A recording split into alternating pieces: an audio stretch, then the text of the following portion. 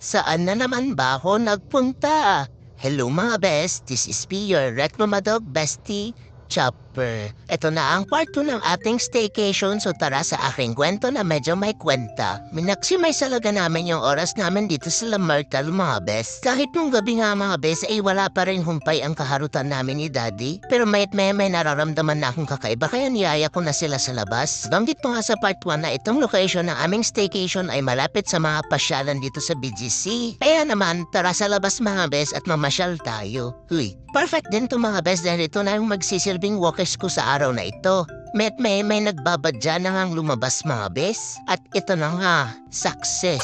Huy, mula nga dun sa Lamartal mga bes ay konting lakad lang ay SM Ora at Market na. At konting kembot lang ay BGC High Street na agad mga bes. At ito na nga sipat na ako ng binibini. Siguro hardinero daw ako ng paslight ko kasi ang hilig kong magdilig mga bes. Huy, dahil nga nag-iiba yung ugali ni mami pag gutom ay mas minabuti naming mag-dinner muna mga bes. Isa din sa pinunta namin dito sa High Street ay may binili siyang kulay green na tiyanak mga bes. Abay happy pill daw niya yan. Pero balik na sa akin dahil vlog ko naman to. Huy, bago pa dumating yung food nila ay pinakain na nila ako ng sausage para hindi daw ako mainggit. Pagkatapos nilang kumain na naglakad-lakad pa kami at todo suporta nga sila sa pangsisipat ko ng binibini. Inaasar pa nga ako ni mami dahil mukha daw akong manyak kaya siguro walang may gusto sa aking binibini mga bes. May mga bes nag-decide na nga kaming bumalik. Siyempre tumawid tayo sa tamang tawiran para hindi maging sisig sa daan. Uy, sobrang ganda talaga ng mga pasyalan dito sa BGC mga bes. Nung pag-uwi nga ay dahil masama pa din yung pakiramdam ni mami si Daddy nga yung magbimpo sa akin at nagpalit ng ating diaper. Aba dapat lang pati pantulog dapat aesthetic.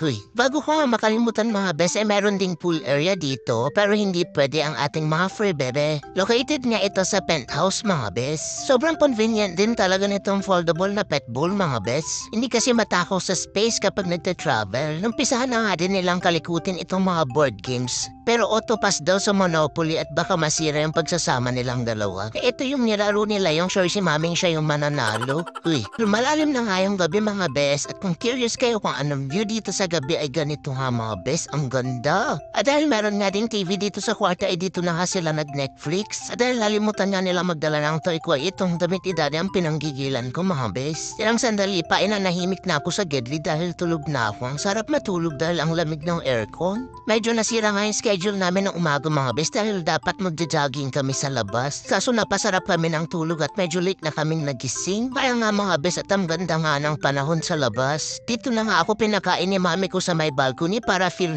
ko daw yung view. Ang ganda nga talaga dito mga bes at nakaka-relax ang tanawin. Mas marerelax siguro ako dito kung may kasama akong binibini. Huy, sobrang sinusulit talaga namin yung bonding time namin mga bes. Dahil memories last forever. Kasabay nga ng pagtanda naming tatlo ay yung magagandang memories na gawa namin. Siyempre hindi mawawala yung kaharutan pa rin namin ni Daddy. At dahil ingiterang dinosaur si mami ay sumali din siya mga bes. Mayat maya pa dahil nga sa katandaan niya ay yan at nahinyalingal na nga si Mami Sor. Yan, kaka-cellphone mo yan, mami. Nais namin magpasalamat sa owner ng Lamartal for inviting us and for allowing us to provide our honest feedback. Huy, English yarn. Silent follower nga namin si Miss Martella. Kahawig ko nga daw si Pochi ang kanilang 10-year-old senior dog na kakatawid lang sa Rainbow Bridge. Again, thank you sa Lamartal at thank you sa lahat ng nanonood na aming vlogs. After ng checkout ay umuwi na nga kami.